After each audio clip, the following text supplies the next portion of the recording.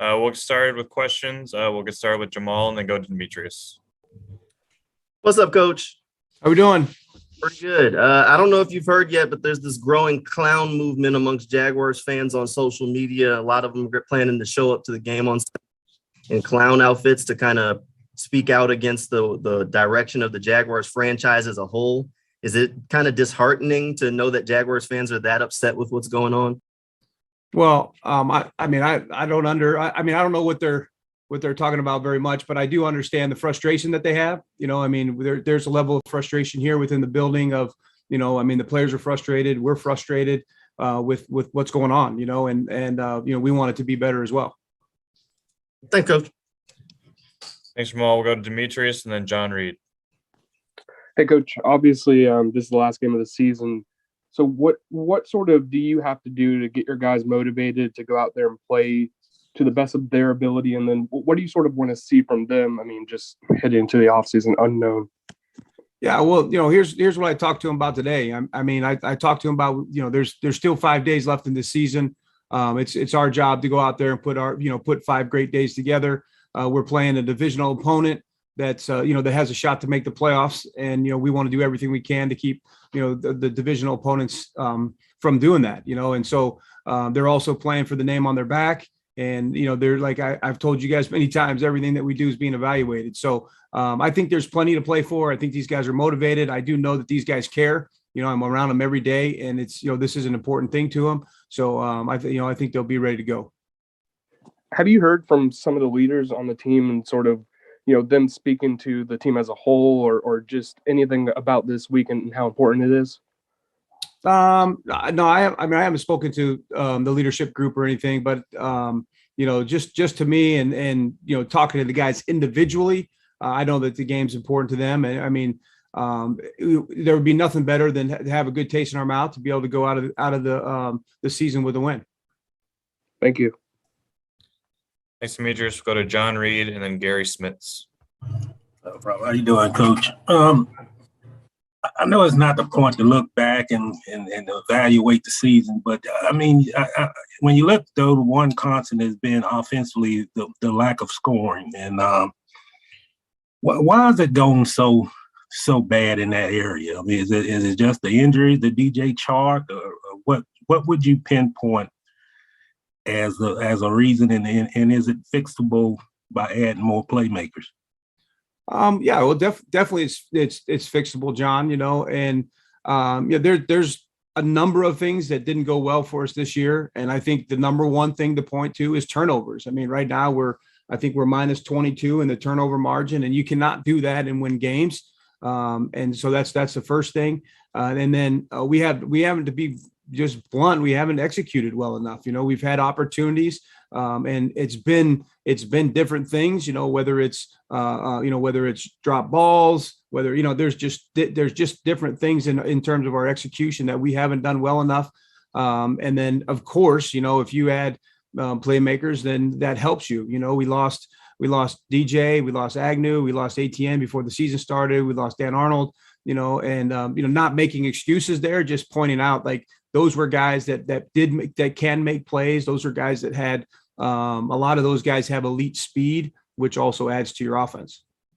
And just a follow, what's the message to the offensive guys this week? I think you scored 17 points when you played the Colts the first time. What do the philosophy change, or do you come up with different? I know this is at this point you can't really change much, but what do you tell your guys offensively to try to put more points on the board in this final game? Well, we've changed play callers, number one, and so they're from the last time we played them, so there'll be a different flavor, for them. I'm sure they're looking at it a little bit different. But again, the point is always to try to execute at a high level, and it's to get the balls to the guys that can put the points on the board, and try to create space, get our guys out there, and help them get in the end zone. Thank you, Coach. Yep. Thanks, John. We'll go to Gary and then Mia. Hey, Darrell. I know that you weren't in a position until a few weeks ago to really worry about what was going on defense, but looking back to the best of your ability, what were the positive things about the defense when this defense was playing well? What did you like about them? And what do you think goes into making Joe Cullen such a good assistant coach, a good coordinator? Yeah. There was a good run in there where we were doing a nice job of stopping the run. I think one of those games included the Colts game. We did a nice job against obviously a really good offense. And Joe's done a really nice job for us. He's a good leader. He's very vocal. He's demanding on the guys. There was a time where we were trending in a good direction. And, last week's is a hard evaluation, with all the things that were going on. But again, we'll try to put a great game plan together this week. And again, do you think that there's more than enough young talent on his defense, and then possibly get more assistance in the draft and everything to be much better going forward? Well, without a doubt. Each time we get a chance to, add to your team, I think it's really important, whether it's through free agency, whether it's through the draft, to be able to add talented players. It's number one, you got to know your team and what will enhance your team at specific positions, and then be able to make good decisions to enhance those spots, whether that be offense or defense. Okay, thank you. Yeah. Thanks, Gary. We'll go to Mia and then wrap up with Jamal. If anyone else has anything, please let me know. Hey, Bev, I'm just curious. It's being reported that Trevor met with you guys after the game on Sunday. I'm just curious what the conversation has been like between him and the coaching staff as a whole of lately. What kind of meeting is it being referred to? Because we talk to Trevor all the time. So right, just that he had formally, professionally spoken with several of the coaches following the loss. I don't think that's anything that's new. He does a great job of, between myself, Shadi, and Trevor. I think the communication's always been really good. It's always been open. And there's, after the game, there's a lot of things that have gone on, transpired, and there is a level of frustration with some of the things, everybody's asking about it, right? The lack of scoring points, lack of making plays, and everybody in those moments, they're searching for answers. And, we're all trying to come up with the best answers that we can.